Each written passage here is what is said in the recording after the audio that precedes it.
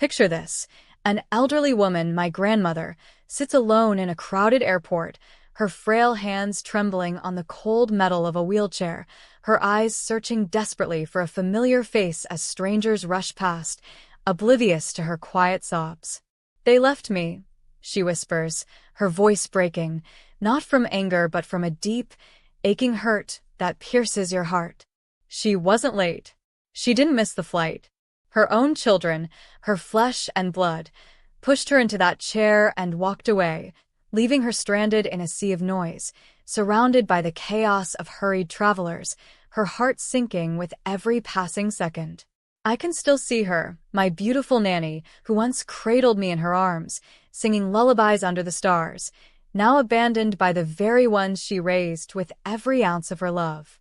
She told me once, her voice soft with pride, how she held her baby boy, my father, for the first time, his tiny fingers wrapping around hers, his bright eyes sparking a love so fierce it carried her through sleepless nights and endless sacrifices. She gave them everything, her youth, her dreams, her heart, trusting they'd always be there for her.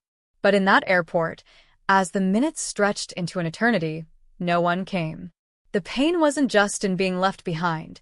It was in the silence, the absence of a single hand to hold, a single voice to say, "Mom, you're not alone." She closed her eyes, whispering to herself, "Please come back," as if her quiet plea could pull them back from whatever distractions stole their hearts. Can you imagine that kind of loneliness? The kind that makes you feel invisible, like you're nothing more than a forgotten suitcase on a baggage claim? My grandmother sat there, her heart heavy with memories, teaching her kids to ride bikes, wiping their tears, cheering at their games. Yet there she was, discarded, her love unreturned. But then, something incredible happened. A stranger, a young woman with kind eyes, noticed her. She knelt beside Nanny, offering a warm smile and a gentle, "Are you okay?" That small act of humanity lit a spark in my grandmother's eyes, reminding her she was still seen, still worthy. Minutes before the flight, her kids finally returned, rushing her through the gate with no apology, no tears, just cold efficiency. But Nanny? She didn't break.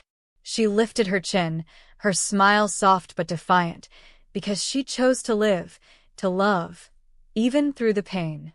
That's the strength of a mother's heart. It endures, it forgives, it shines brighter than betrayal. Her story isn't just hers. It's a wake-up call for every one of us. Right now, think of your mom, your grandma, the woman who poured her soul into you. When was the last time you told her she matters? When did you last hug her? Not out of habit, but with the kind of love that says, "You're my world"? Don't wait for an airport moment to realize what she means. Pause this video, pick up the phone and call your mom. Say, "I love you, Mom," because those words could be the warmth she's craving today. If she's near, wrap your arms around her, look into her eyes, and let her feel the love she's given you returned 100-fold. Every mother deserves to know she's not invisible, that her sacrifices aren't forgotten. My grandmother's smile that day wasn't for her kids.